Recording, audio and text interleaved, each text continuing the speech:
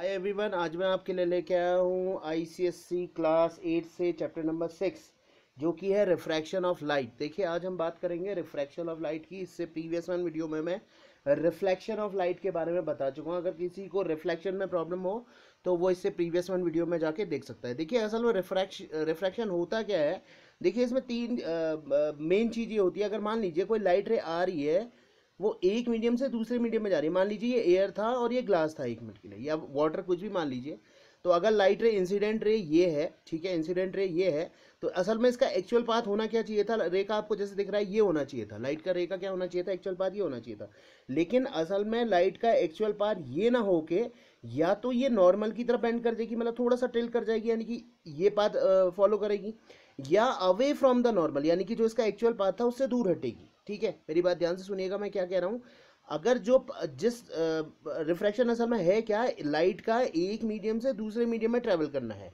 ठीक है, रिफ्लेक्शन में तो क्या होता, अगर ये लाइट रे ऐसे आ रही होती तो ऐसे ही वापस चले जाती, तो वो रिफ्लेक्शन हो जाता। लेकिन रिफ्रैक्शन का मतलब है, मान लीजिए अगर एयर से वाटर के अंदर लाइट जा रही है, अगर मान लीजिए आप कहीं पे किसी पानी के तालाब के किनारे बैठे हुए हैं, तो एक चीज़ मान लीजिए, या ग्लास स्लैब से मान लीजिए आपके सामने कोई ट्रांसपेरेंट ग्लास स्लैब है या कांच की प्लेट है, उससे आप देख रहे हैं। ठीक है, आपने एक चीज़ देखा होगा, जैसे मान लीजिए अगर पानी के अंदर कोई कॉइन गिरा हो, ग्लास के अंदर आप एक कॉइन को डालिए और पानी के ग्लास के अंदर, ट्रांसपेरेंट ग्लास के अंदर कांच किया, और उसमें कॉइन को देखिए, आपको कॉइन उसकी एक्चुअल पोजीशन से काफ़ी ऊपर मिलेगा।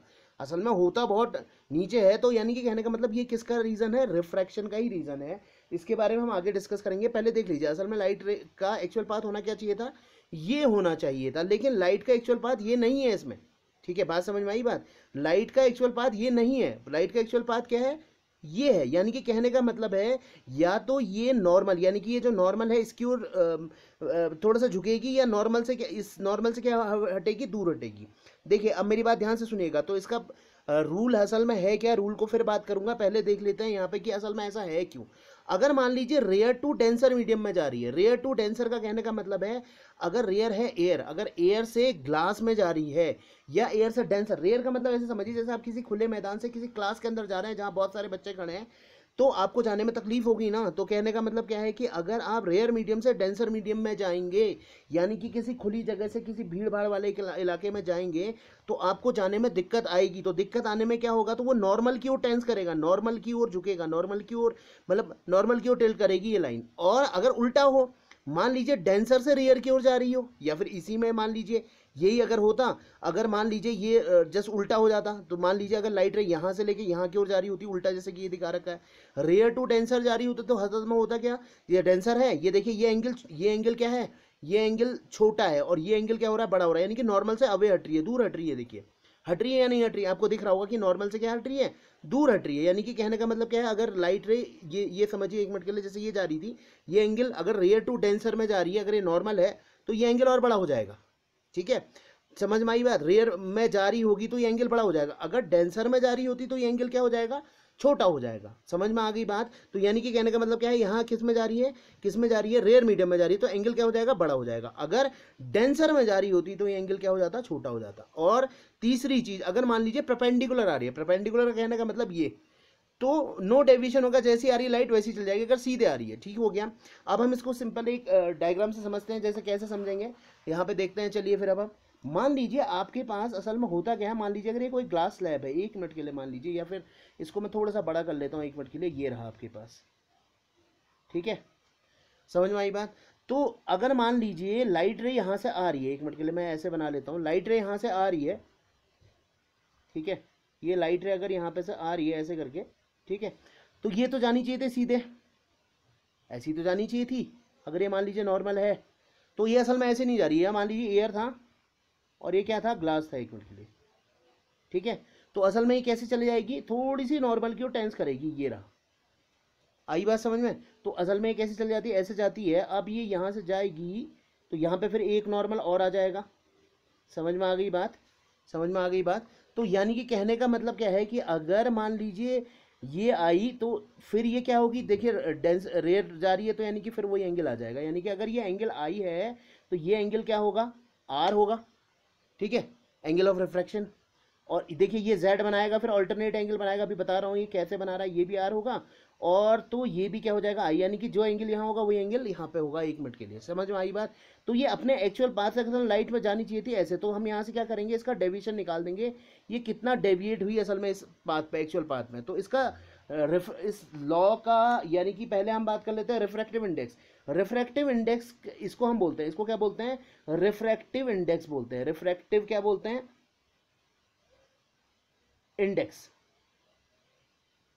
ठीक है। असल में ये रिफ्रैक्टिव इंडेक्स होता क्या है, ये दो मीडियम में लाइट की ट्रेवल करने की जो स्पीड है उनका रेशियो है। जैसे मान लीजिए स्पीड ऑफ लाइट इस फर्स्ट मीडियम मान लीजिए वैक्यूम था, वैक्यूम यहाँ पे स्पेस कम है, मैं शॉर्ट फॉर्म लिख दे रहा हूँ, ठीक है। और speed of light in second medium, यानी कि कहने का मतलब मान लीजिए कुछ भी है, कोई भी सेकंड मीडियम है, जैसे एयर है ये मान लीजिए, ठीक हो गया। तो इन दोनों का जो रेशियो है उसको हम डिनोट करेंगे म्यू से, ठीक है। समझ में आई बात? इसको हम डिनोट करेंगे रिफ्रैक्टिव इंडेक्स को म्यू से। अब मान लीजिए अगर स्पीड ऑफ लाइट 1 मिनट के लिए 3 इंटू 10⁸ मीटर पर सेकेंड है 1 मिनट के लिए, मान ली, ठीक हो गया। और मान लीजिए, ठीक है, ये स्पीड ऑफ लाइट है, ठीक है। स्पीड ऑफ लाइट जनरली क्या होती है, यही होती है। तो मान लीजिए दोनों मीडियम में स्पीड ऑफ लाइट थोड़ी सी डिफरेंट होगी ना, कहने का मतलब क्या है कि लाइट के ट्रेवल करने की स्पीड अलग अलग होगी। तो दोनों मीडियमों में जो लाइट स्पीड ऑफ लाइट दोनों में मीटर पर सेकंड होगी 1 मिनट के लिए। इसमें 3 इंटू 10⁸ मीटर पर सेकंड मान लेता हूँ, और इसमें मान लेता हूँ 2 इंटू 10⁵ मीटर पर सेकंड 1 मिनट के लिए सपोज कर लेता हूँ, ठीक है। तो इन दोनों मीटर पर सेकंड से मीटर पर सेकंड क्या हो जाएगा, कैंसिल हो जाएगा। तो दोनों का रिफ्रैक्टिव इंडेक्स का कोई यूनिट नहीं होगी, क्योंकि ये क्या है, रेशियो है। समझ में आई बात या नहीं आई? ठीक है, ये क्या है, रेशियो है। तो अब मैंने तीनों कंडीशन आपको बता दी। जैसे मैंने क्या कहा, अगर रेयर टू डेंसर जा रही है, एयर टू ग्लास जा रही है, मान लीजिए इंसिडेंट रे है, तो ये क्या करेगी, ग्लास में जा रही है तो नॉर्मल की ओर क्या कहते हैं, टिल्ट करेगी। तो इंसिडेंट रे ये है, रिफ्रैक्टेड रे ये है। समझ में आई बात? ध्यान से सुनिएगा। तो इंसिडेंट एंगल को कैसे नोट करूंगा, आई से, और रिफ्रैक्टेड एंगल को कैसे नोट करूंगा, आर से। तो आपने देखा कि ये नॉर्मल की ओर क्या कर रही है, टेंस कर रही है, यानी कि नॉर्मल की ओर झुक रही है। समझ में आई बात? अब यही चीज अगर मान लीजिए, अगर मैं क्या करूं, अगर मैं मान लूं, अगर यहां इसको जस्ट उल्टा कर दूं, मान ली ग्लास था, ठीक है, और ये एयर था, ठीक हो गया।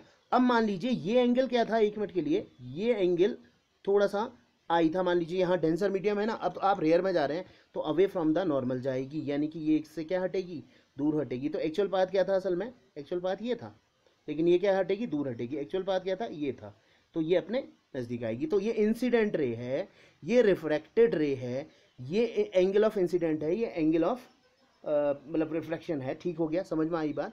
तो हमारे पास क्या है, और अगर 90 डिग्री पे आए परपेंडिकुलर, परपेंडिकुलर का कहने का मतलब जैसे ये आई और ऐसी चले जाएगी तो नो डेविएशन होगा, सीधे सीधे। ये पूछा जाता है बहुत बार कि अगर 90 डिग्री पे आ रही है, अगर एक ग्लास स्लैब है तो कोई डेविएशन नहीं होगा, सीधे सीधे जैसा है वैसे ही चले जाएगी। तो आज अब हम बात कर लेते हैं लॉ ऑफ रिफ्लेक्शन की। तो लॉ ऑफ रिफ्लेक्शन क्या कहता है, ये देखिए आपके पास ये है लॉ ऑफ रिफ्लेक्शन, ठीक है। और स्नेल्स लॉ भी हम इसे बोलते हैं, ठीक है। चलिए हम बात कर लेते हैं फिर असल में होता क्या है। ये सिंपल सी यही चीज़ है। ये कहता है मान लीजिए अगर कोई लाइट रे आ रही है, इंसिडेंट रे, ठीक है, incident ray, refractive ray and normal.